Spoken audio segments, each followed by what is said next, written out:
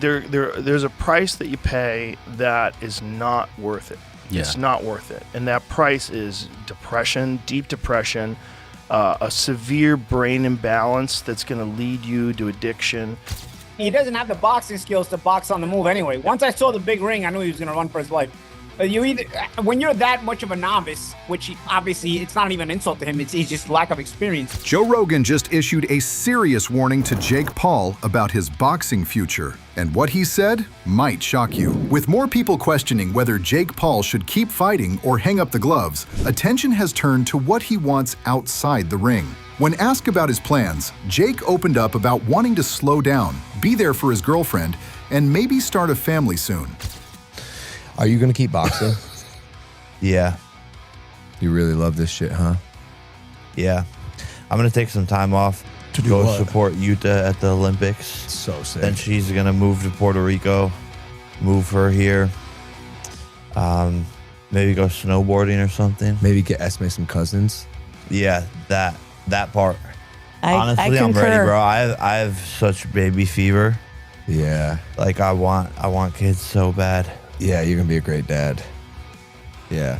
After Jake Paul's latest fight, people had all kinds of reactions, and as usual, there was plenty of criticism flying around. Boxing analyst Tim Bradley broke down what he saw during the AJ versus Jake Paul fight and shared his thoughts on what strategy Jake should have used to win. The Mike Tyson fight, the Chavez Jr. fight, you know, a lot of the fights that he had after he lost to Tommy Fury. But yeah, this is a real fight. This wasn't, well, it wasn't really a fight, to be honest with you. It was not a fight because Jake ran like a bitch.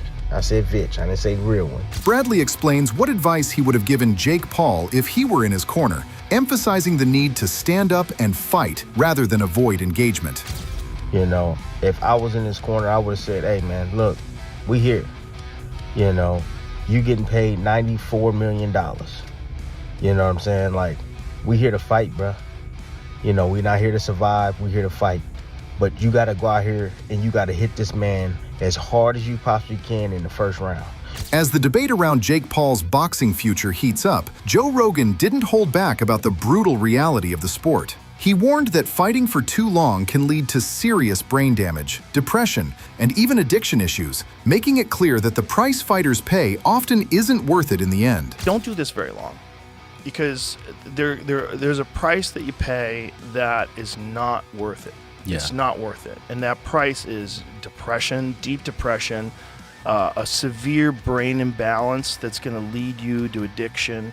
It leads so many people to impulsive behavior. So many people become gambling addicts, drug addicts, alcoholics after their fighting career. Yeah. It's you could only take so much. And at a certain, like that one that he got from Joshua, ooh.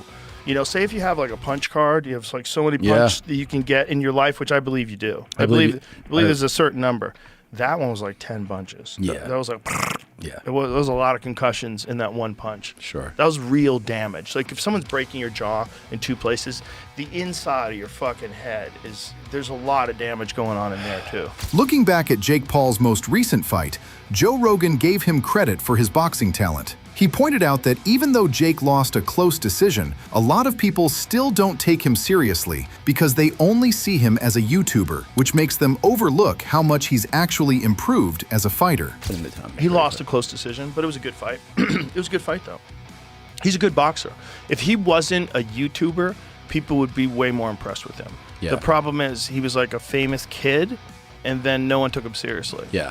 After Jake Paul's brutal fight, experts and analysts shared their takes on how he performed and what it cost him physically. Chris Algieri talked about the beating Jake took and how he missed a big chance to win over real boxing fans, explaining that his injuries and safe fighting style hurt how people see him. It's essentially what happened. So, yeah, but it's to be expected. But honestly, in terms of, you know, what people are saying, like, oh, what's there to lose? He's going to make all this money. Well, you get hurt. It's not just about getting knocked out. And yeah, getting knocked out, it sucks, but he broke his jaw in 2 places, lost a couple teeth.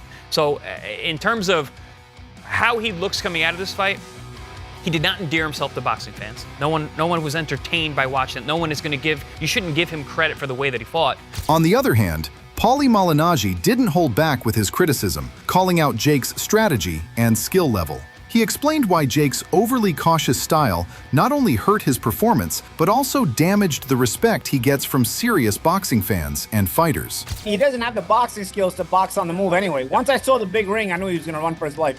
When you're that much of a novice, which obviously it's not even an insult to him, it's just lack of experience, but when you're that much of a novice, you either know how to run for your life or fight all out. You don't have that in between yet. You haven't developed enough of that in between boxing acumen to really pull that off. And so what ends up happening? You're either gonna fight your ass off and you'll last a minute. Chris, you're being generous. Round 2, he would have got knocked out in round 1 if he would have fought. But at least he would have fought. He would have got the respect of the people and more importantly, the boxing community instead of these clowns that follow him and are still defending him. Now what happens is he didn't get any respect as a fighter. You didn't get any respect as a fighter because he didn't try to fight at all. If he would have, I was watching that through 2-3 rounds. I'm thinking to myself, this guy would do this for 8 rounds if he can. Even with all the hate online, Nakisa Bidarian defended Jake Paul by pointing to his real accomplishments in boxing, business, and charity work. He argued that what Jake actually does matters way more than random people's opinions on the internet, and that's what should define who he really is. I don't think, look, it's internet chatter. Obviously, Jake has shown who he is inside the ring. He's shown who he is outside the ring, whether it's within the boxing community, whether it's as an entrepreneur, whether it's with his boxing bullies, charity. So it doesn't bother me. It just shows the world that we live in. Jake Paul's boxing journey keeps splitting people's opinions. Some respect his skills and drive, while others blast his fighting style and the risks he's taking. Experts like Joe Rogan and Brendan Schaub keep warning about the physical damage and long-term health problems, proving that Jake's career brings up serious questions about safety, respect, and whether chasing combat sports fame is really worth it. What's your take? Should Jake Paul keep boxing, or is it time for him to walk away before it's too late for his health and future? Drop your thoughts in the comments.